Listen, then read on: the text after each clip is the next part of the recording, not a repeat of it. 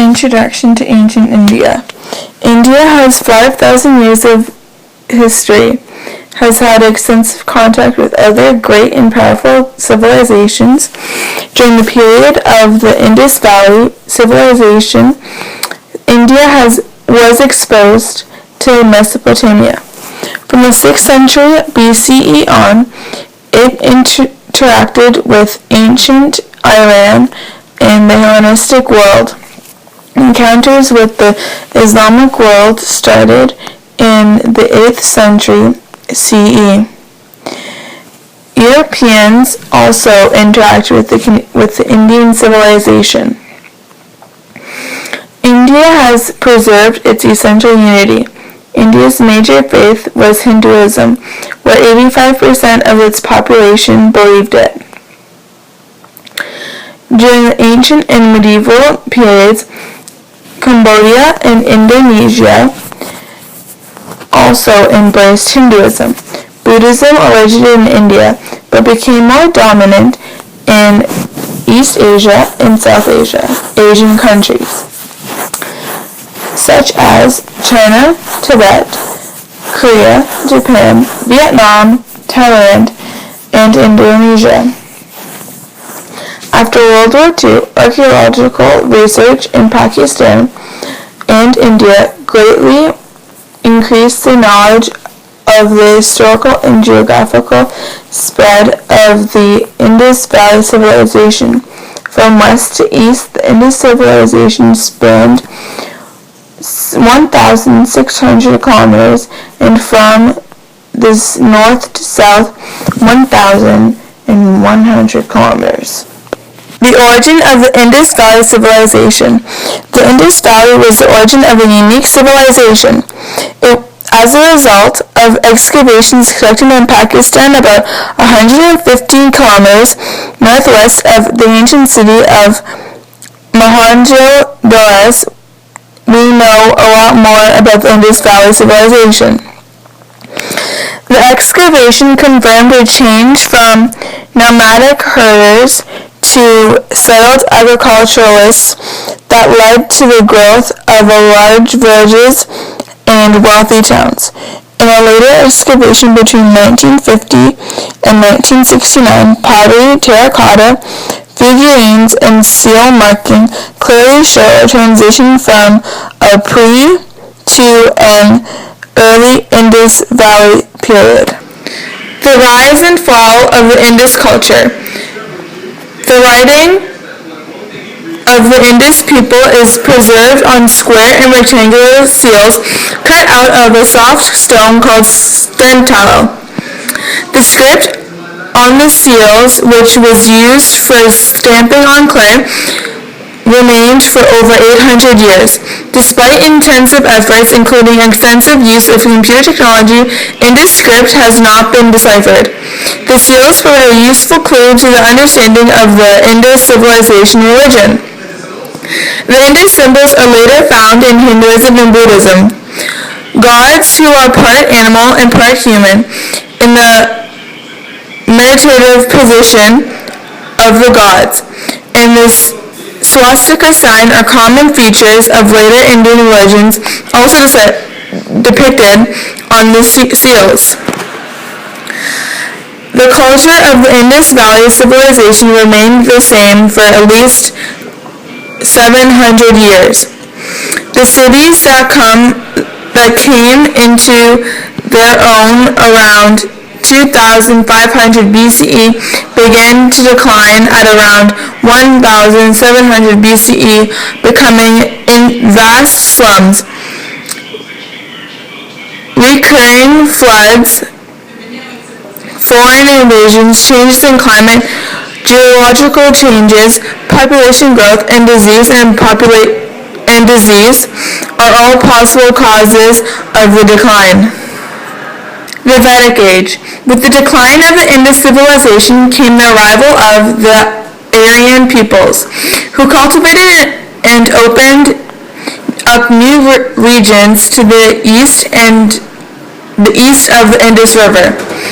The Indo-Aryan language group dates back to about 1,500 BCE. and includes the ancient language called Sanskrit and modern Hindi. Among the Aryans were Brahmins, members of the higher class in Hindu society. Brahmins followed traditional religious practices and used Sanskrit.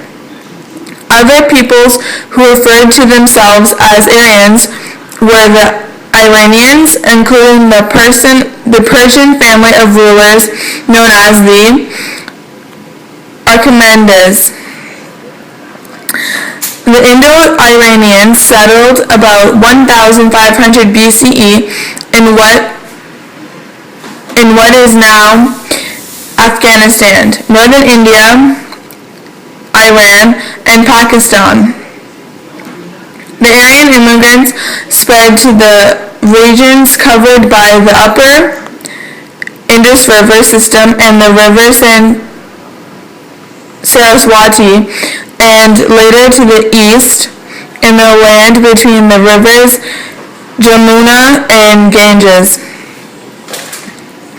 The earliest existing literature of the Iranian are the Vedas, which are about 3,000 years old. These are Hinduism's oldest sacred books and are still referred by Hindus today.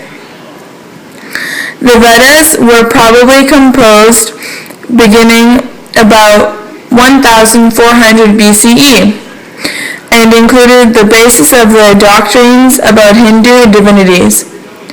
There are 4 Vedas: Rig Veda,